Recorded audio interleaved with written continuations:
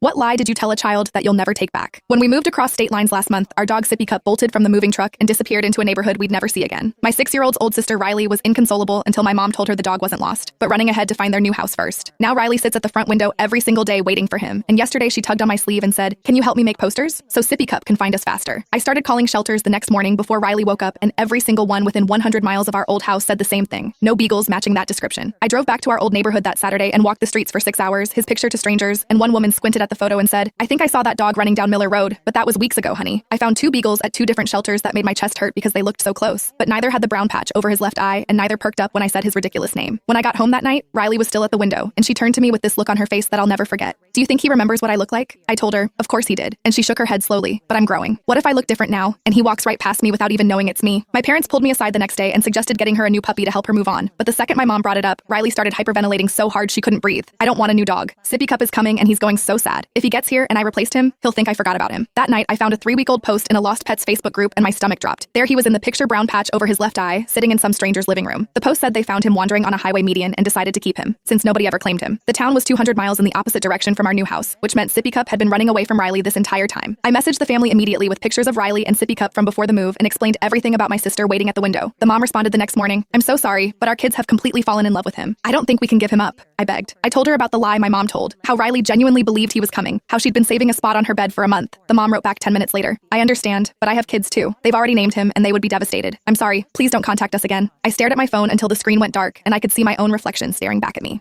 That's when I remembered a video on my phone from 2 days earlier. Riley sitting at the window with her forehead pressed against the glass, whispering to herself, but actually whispering to Sippy Cup, "I made a spot on my bed for you, right next to my pillow. And I've been practicing staying up really late, so when you get here, I'll be awake no matter what time it is. Even if it's midnight, even if it's 3 in the morning. I'm going to be right here waiting." I sent the video with no message and put my phone face down because I couldn't watch it, not work. An hour passed, then 2, my mom called me down for dinner and I couldn't eat. I was about to give up completely when my phone finally rang and the mom on the other end was crying so hard she could barely speak. "My daughter watched your video and told me that little girl needs him more than we do. Come get your sister's dog." I left at midnight without telling anyone where I was going. 4 hours of nothing but dark highway and my own, stopping once for gas and coffee that I could barely keep down. I kept checking my phone to make sure she hadn't changed her mind. When I finally pulled into that gas station parking lot at sunrise, there was a beagle in their back seat pressing his nose against the window, and I started crying before I even put the car in park. The other mom walked him over to my car, and I could see her kids watching from the back seat with tears running down their faces. She handed me the leash and said, "Take care of him," and I told her I would for the rest of his life. The drive home felt twice as long because I couldn't wait to see Riley's face, and when I finally pulled into our driveway, I saw her appear in the window the same way she had every day for a month. She went completely still, then her mouth opened, and then she was screaming his name so loud I could hear it through the glass. She sprinted out the front door, barefoot in her pajamas, and collapsed onto the driveway with her arms wrapped around his neck, sobbing, "You found us. You found us. I knew you would find us," while he licked her entire face and wagged his tail so hard his whole body shook. He sleeps in the spot she saved for him every single night, still tells everyone that Sippy Cup found their new house just like he promised.